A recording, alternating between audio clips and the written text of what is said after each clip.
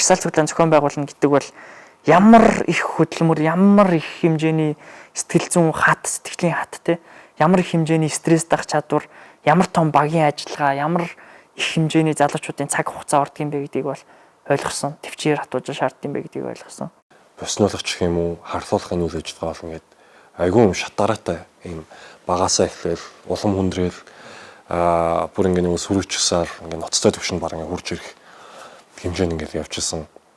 Тэмцэж байгаа буюу нөгөө үндсэн эрх баригч субъект нь өөрсдөө тэр жигсаалаа дотроос нь боснуулангуудаа өөрсдийнхөө хүмүүсийг удирдлагаар нь тавьжсэн тохиолдлууд ицсэндээ ажиллаж исэн болохоор хэрэгсэл болсон. Тэгээ энэ бүр зориулсан хүний нөөц бэлтгэгдсэн байна гэдэг бол ингээд миний хувьд үнэхээр тийм аимшигтай баг санагдчихсан. Яг тэр юм гэдэг их ч бол ингээд нэг юм инээдтэй юм шиг хэрнээ яг бид нар ингээд мим болгоод инээгээд байгаа болохоос яг ингээд харангууд яг үндэ аимшигтай байхгүй. Manufacturing propaganda гэж бас яриад байгаа. Ер нь нэг юм хүмүүсийг одоо пропаганда гэдэг зүйлийг яаж хийх юм бэ те гэдэг одоо асуудал л да. Тэгээд энэ дээр ер нь бол 5 шүүлтүр байдаг. Пропаганда гэдэг төрөөс эрх мэдэлтэй хүмүүсээс те. За ямар 5 шүүлтүр байдаг вэ гэхлээр энэ дотор за одоо нөгөө айлгах те гэдэг зүйл байгаа юм. Эрт ингээд мэддэгдээсэн. Нэг юм хитэн хүмүүс ингээд өдөр жагсаал ингээд 2 цагаас 9 цагаас ахуулаад ингээд тойрол тэгээд ингээд нэг юм хараад эрт хараад бараг ойртож ирсэн зураг авч байгаа. Тэг яг ингэ яагаад байгаа юм бол ойлгохгүй. Дагж байгаа юм. Дагж байгаа гэдгийг бодтоор мэдэгдэж байгаа юм. Монгол нь. Тэр чинь зүгээр даахгүй ш. Машин байгаа. Тэр машин ингээд юм илт. Ингээд дугааргүй машин. Тэгээ бид хэд бүр ингэ ийм байж болдго юм бах та. Хоол идээд ингээ хуралдчаал гарцсан чинь үүдэнд ингээ 5 6 бүх байрын ингээ юм залуучууд ингээ байж байгаа байхгүй рестораны гадаа тий. Тэгээ яг ингээд бид хэд нэгнийгээ ингээд жоохон тийшээгээ яваад бид хэд одоо ингээд бөөндөө нэгнийхээ машин цугаад нэгнийхээ гэрлөө явлаа. Бөөндөө цуг хонсон ер нь зөв юм шиг байна. Тэрний зургуул хайсан баг. Тэгээд бид хэдийг хөдөлгөөд араас энэ машинууд дагаад хөтлөхнө хараараа гэдэгсэн баг. Тэгээд тэгсэн чинь яг бид хэдийг хөдлөөлт гэсэн чинь нэг машин үлдээд тэгээ нэг машин араас чинь дагсан шүү. Тэгээ зарим ер нь бол тэр дагах процесс бол байнгын үргэлжилсэн. Чагсаал бүр шүү. Яг тэр үед бол ингээд бүр ингээд үнэхээр айсан. Тэгээ яг ингээд нөгөө тухайн үед цаг даруй цаалж ирсэн. Чагнахтай холбоотой бидэд нөгөө баттай мэдж байгаа зүйл бол байхгүй. Гэхдээ мэдээлэл алдагдаад байгаагаа бидэд мэдчихсэн. Бидэд чинь нэг юм Chavs Facebook-ийн групп чат дээр л юм ярьчихж байгаа шүү. Тэгвэл тэгэл мэдээлэл алдагдаад байгаа маань бол их тойсон. За нэмээд дээрээс нь худалдаж авах. За одоо тэр борлуулалт те тэр нөгөө эдийн засгийн нөхцөл байдлууд дээр нь танаад эхлэх магадгүй нөгөө тухайн газарт реклам өгдөг те зар сурталчилгаа хийлэгдэг байх юм бол тэр зар сурталчилгаа хийлэгдэг бизнесүүд рүү нуц цогох. Хувийн харилцаанууд руу ороод тэр хувийн харилцаатай өөрсдөд нь чухал гэсэн хүндэлдэг гэсэн хүмүүсээр нь яриулж болжооч гэж гуйлах. Тэр хүмүүсийг нь тодорхой төвшөнд дарамтлсан юм уу, толгойг нь угаасан юм уу, барьж авч уулзсан тохиолдлууд байсан. Маа дүү, оюутан дүү над руу бичээд оройн нэм оюутнуудын группээр ийм маргааш хийх ажил байна гэд ийм зар яваад байгаа юм. Тэгээ би энүүгээр бичээд үтсэн чинь ингээд бидэд нэг юм групп чатанд оруулаад тэгснээ ингээд энэ чагсаал дээр очих гэдэг юм ярьж байна. Тэгээ очиод ингээд чагсах юм бол өдрийн 150 сая төгрөг өгье гэж. Хүн амьтад өдөж хоргоогоод тий нүүр царайгаа гаргаад инкий гэх юм бол 500 сая төгрөг өгье гэдэг.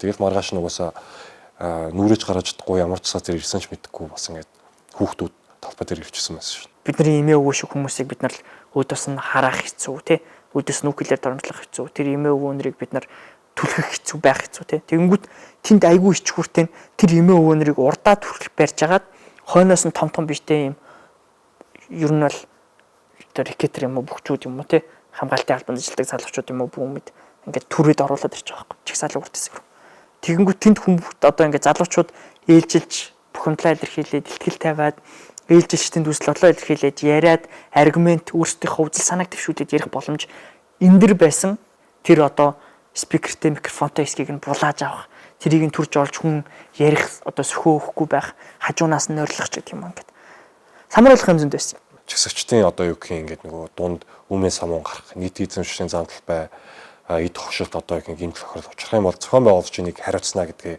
энэ юун дээр бичгээд часаа зохион байгуулахын бүртгэлээр өгж байгаа энэ мэдээлэлээр бичгээд тэр хуулийн хариуцлага хүлээн шүү гэдэг. Гэтэ ингээд тэр угаасаа хуулийн дээр байгаа юмыг надад ингээд сануулаа чи өөрийнхөө гараар ингээд хариу цуглаа шүү гэдэг бич гэж ингээд тулгах. Эхнээс нь ахвалал энэ одоо сквадр төр үндэсний дарга намын газар. Одоо чинь цагтаа гэх тийм. Энээс ахвалал ер нь нэг юм жоохон барьертай байх шиг байсан. Хаалтна байх шиг. Одоо чинь ингээд бид нар сөрөгч сарын өдөр бол одоо чинь цагтаа дуутсан шүү дээ. Одоо чинь телевизийн дүрс мөрс одоо ингээд баг бидний бичсэн пост мост жоо байх ингээд талбай дээр нэг цагтаа байхгүй. Тэгээ тэр үеэр нэг ихч тархнаас ирсэн гэсэн байна.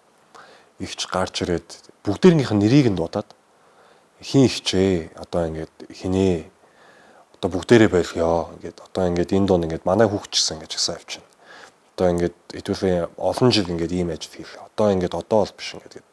Тэгээд яг бид чинь ингээд ийм чигсаал ингэж явдаг ийм хүмүүс байхгүй юу гэдээ одоо чи нэг ихч тархнаас ирсэн зэрэгч бидэд бас ярьж өгчөөсөн. Дундын дайсан гаргаж ирээ тэрнтэйгээ холбох гэдэг юмэг бүх улс төрч нар. Түүхэндээ бүх улс төрч нар. Бүх дарангуулагч нар. Тэрнийх нь нэг нь одоо юу гэдгийг Риотын той байдаг юм уу те? Эсвэл Хятад гэдэг ч байдаг юм уу? Эсвэл MCS байдаг юм уу те? Эсвэл Орос байдаг юм уу те? Эсвэл юу гэдгийг ингээд янз бүрийн өөр дундын дайснуудыг бүх улс төрч нар гаргадаг. Тэгээ тэр дундын дайсантайгаа холбоо тэр дундын дайсан гэдэг амар том авраг мангас байгаа. Тэрнтэй дайтаж байгаа баатар нь бол одоо оюун эрдэнэ. Тэрнтэй дайтаж байгаа баатар нь бол одоо тэр улс төрч манай тэр хүн. Тэгээ тэр баатрыг маань тэднэрийнх нь гар хөл болсон хідэн хүүхдүүд гарч ирээд огцруулах гээд байхад яаж байгаа юм бэ гэдэг ийм концепц үйлдвэрлэдэг байхгүй хүмүүсийн оюун санаанд. Өөрсдийн эсрүүц үйл явдал болгоныг зүгээр ишээгээл наана гэдэг бол айгүй залхуу яг үндэ дайралт юм санагдсан надад. Ямар ч баримт байхгүй хүмүүс итгэдэг байхгүй. Тэр ингээд айгүй сонирхолтой. Тэгээд яг яагаад ийм байгаа юм бол гэдгийг би бас ингээд бодсон чинь ер нь яг ингээд энэ манай улсад байгаа улс төр гэдэг баг юм шашны гаж бүлгэл шиг болцсон юм шиг санагдсан. Нэг худлаа имийг ингээд 1000 дахин давтаад нэмээд дээрээс нь сошиал медиагийн одоо алгоритм яаж ажилладаг байгаа вэ гэхээр миний дургуун юм надад харагдана. Миний дургуун хүмүүс миний ойр тойронд байна. Миний дуртай юм надад харагдана. Миний дуртай хүмүүс миний сошиал медиа дээр ойр тойронд харагдаж байгаа. Тэгээ энэ зүйл чинь өөрөө ийм epistemic bubble гэдэг зүйлийг л үүсгдэг юм билээ л дээ. Хөөс, химэл хөөс, сошиал медиагийн алгоритм. Тэгээ энэ хөөс чинь байгаад эхлэхээр нэрэл тэр хүн дайсан болж харагдтал. Нэрэл оюун эрдэнэ мундаг болж харагдтал. Нэрэл энэ хүүхдүүд чөтгөр шулам шиг те харагдтал. Тэгэл одоо жишээлх юм бол нэг миний нэг зөвүүн царайтай гэдэг үг комментноос салсангүй шүү дээ. Энэ жил тэр чи одоо те нэрэл зөвүүн царайтай өгч чиг те харагдтал. Тэр чи нэг юм трол аккаунтуудын коммент 30% байлаа гэхэд тэр ингээд 1000 дахин давтахлаар нэмээд дээрэс нь ингээд бичлэг явж байгаа тэр бичлэгэн дээр хамгийн эвгүй үнцгийг нэг би асуугаар таны ингээд бичлэгэн дээрээс хамгийн эвгүй үнцгийг чинь тастаа скриншот ингүүтээ тэрийг бүх мэдэн дээр төлбөртэй сайтууд дээр ашиглаад дахин түгээгээд тэгээд тэр түгээсэн мэдээнийхээ дор зориуд дээр оруулж өөрсдийнхөө комментч троллуудыг оруулж ирж зохиомжл үз ядалтаа үүсгээд үндсэн суурь реакшнуудыг нь өөрсдөө тодорхойлж хаахаа ангигаар дүүргээд ингээд бүтэн жилийн хугацаанд энийг бас хүн даахад айгүй хэцүү. Бүтэн жилийн хугацаанд нэг 24 настай залуу дээр ингээд хийгээд тэр хийсэн юмд нь хүмүүс боддоор итгээд ингээд сүүл рүүгээ эн чин бодит үзи ядалт нь нөгөө хуурамч трол аккаунтуудын үзи ядалтай тэнцвэр хэмжээний болж эхэлж байгаа. Ийм хүнд тэгэнгүүт ингээд давхар ийм дарамттай байхаар яг ийм ямар хэцүү мэйл гэж боддог юм бэ? Яагаад уул нь ингээд бүр ингээд үндсэн үйл бол ингээд баг маа нийгмийн гэрээ штэ. Тэгээ маа нийгэм яаж явах вэ? Тэрэн дээр бүр ингээд хамгаалсан гэдэг үндсэн үйлээр бүр ингээд надад олгогдсон надад байгаа эрх гэдэг. Тэнгүүд би энийг идэхэд бүр яагаад ингэж амар юм зовох хэвтэй юм бол гэж аягүй бодогдоод тэгээд бас яагаад ийм болцсон юм болоо гэж аягүй